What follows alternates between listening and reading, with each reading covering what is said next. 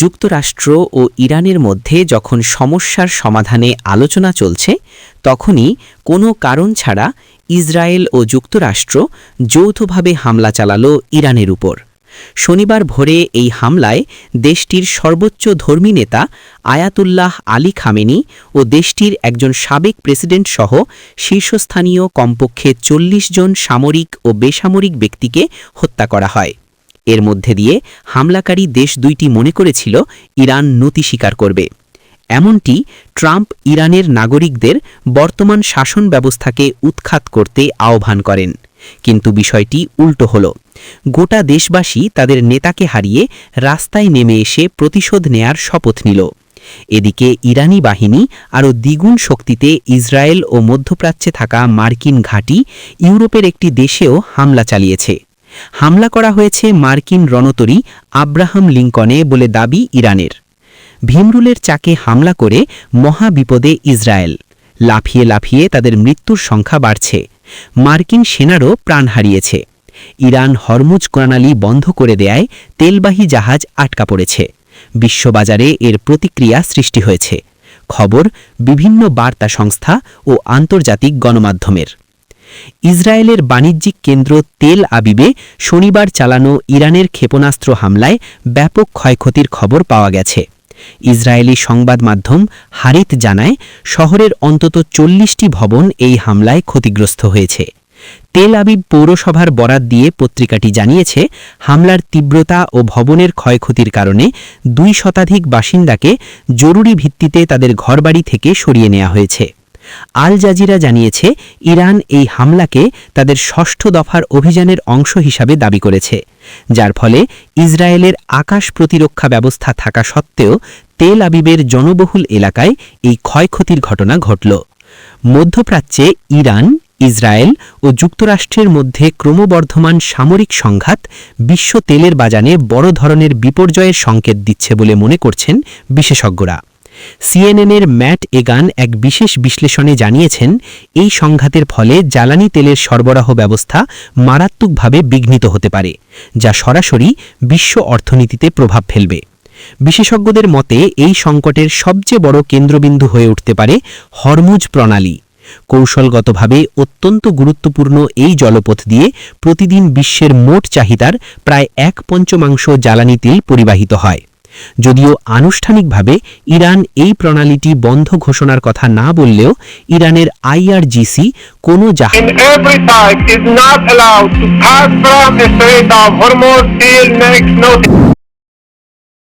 প্রবেশ করতে দিচ্ছে না। সব মিলিয়ে মধ্যপ্রাচ্যের এই অস্থিতিশীলতা কেবল রাজনৈতিক নয়, বরং একটি বিশ্বব্যাপী অর্থনৈতিক সংকটের রূপ নিতে পারে বলে ধারণা করা হচ্ছে। ইরানের ইসলামিক রেভলিউশনারি গার্ড কর্পস মধ্যপ্রাচ্য জুড়ে অবস্থিত ২৭টি মার্কিন সামরিক ঘাঁটিতে ভয়াবহ হামলার করেছে। দেশটির রাষ্ট্রীয় সংবাদ মাধ্যম জানায়, যুক্তরাষ্ট্র ও ইসরায়েলি বাহিনীর যৌথ বোমাবর্ষণের পাল্টা প্রতিশোধ হিসাবে এটি ছিল তেহরানের পক্ষ থেকে ৬ষ্ঠ দফার হামলা। এই অভিযানে ইসরায়েল এবং অঞ্চলের বিভিন্ন মার্কিন ঘাঁটিকে লক্ষ্য করে ব্যাপক ক্ষেপণাস্ত্র ও ড্রোন নিক্ষেপ করা হয়েছে।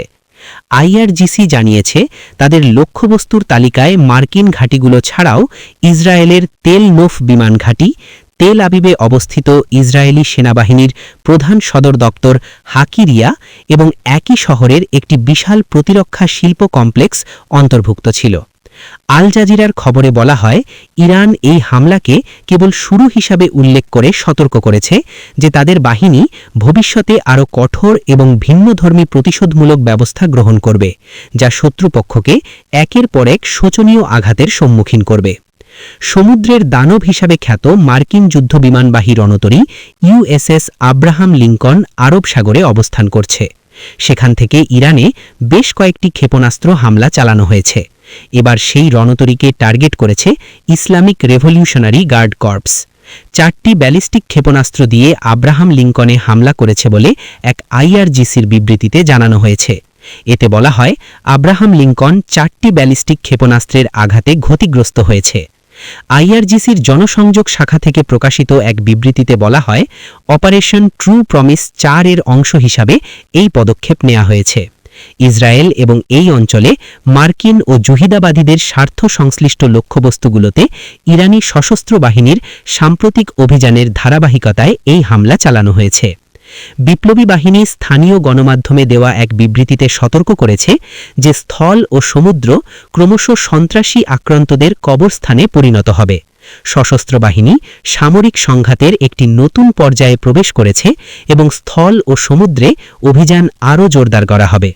এর আগে ইরানের সর্বোচ্চ নেতা আয়াতুল্লাহ খামেনির হত্যার খবরের পর এবার জানা গেল দেশটির সাবেক প্রেসিডেন্ট মাহমুদ আহমেদিনেজাদকেও হত্যা করেছে ইসরায়েল ও যুক্তরাষ্ট্র। খবর তুর্কি টুডে। ইসরায়েলি গণমাধ্যমের প্রতিবেদন অনুযায়ী রবিবার ইরানে ইসরায়েল ও যুক্তরাষ্ট্রের বিমান হামলায় ইরানের সাবেক প্রেসিডেন্ট আহমেদিনেজাদ নিহত হয়েছেন। আহমেদিনেজাদ নিজ বাসবাড়িতে হামলার শিকার হন। ইসরায়েলি গণমাধ্যমগুলো এই হত্যাকাণ্ডের খবর প্রচার করে এটিকে ইরানের শীর্ষস্থানীয় ব্যক্তিদের লক্ষ্য করে পরিচালিত চলমান হামলার একটি অংশ হিসাবে বর্ণনা করেছে। সিএনএনের বিশ্লেষণে বলা হয়েছে, যুক্তরাষ্ট্রের আপত্তি অনুযায়ী পরমাণু কার্যক্রম নিয়ে আলোচনার টেবিলে বসেছিল ইরান। বিষয়টি নিয়ে একরকম সমঝোতাও হচ্ছিল। এরই মধ্যে হঠকারী সিদ্ধান্ত নিয়ে শনিবার সকালে তেহরান আক্রমণ করে ইসরায়েল। এতে অংশ থাকার কথা স্বীকার করে ওয়াশিংটন। এরপর থেকে ইসলামিক প্রজাতন্ত্রের বিভিন্ন স্থাপনায় মার্কিন বাহিনী হামলা চালাচ্ছে বলে দেশটির প্রেসিডেন্ট ডোনাল্ড ট্রাম্প জানিয়েছেন। এতে প্রশ্ন উঠেছে যে রিপাবলিকান সরকারের এই প্রধান আসলে দেশটির সংবিধান লঙ্ঘন করছেন কিনা। কংগ্রেসের অনুমোদন ছাড়া ইরানের বিরুদ্ধে নতুন সামরিক অভিযান শুরু করার বিষয়ে ট্রাম্পের সাংবিধানিক কর্তৃত্ব নিয়ে আইন বিশেষজ্ঞরা ইতিমধ্যে সংশয় প্রকাশ করেছেন, বিশেষত যদি এটি দীর্ঘস্থায়ী সংঘাতে রূপ নেয়। গত গ্রীষ্মে ইরানের পরমাণু স্থাপনায় মার্কিন বোমাবর্ষণ এবং জানুয়ারিতে ভেনেজুয়েলার প্রেসিডেন্ট নিকোলাস মাদুরোকে মার্কিনভাবে বন্দী করার ঘটনাও নির্বাহী কর্তৃত্ব ও প্রেসিডেন্টের পরিধির সামনে এনেছে। একাধিক সূত্র জানায়, ওয়াশিংটন হোয়াইট হাউসে জনসাধারণের কাছে কোনো আইনগত যুক্তিবদ্ধতা উপস্থাপন করেনি এবং পররাষ্ট্রমন্ত্রী মার্কো রুবিও কংগ্রেস সদস্যদের কাছে এর কোনো পূর্ণাঙ্গ ব্যাখ্যা দেননি।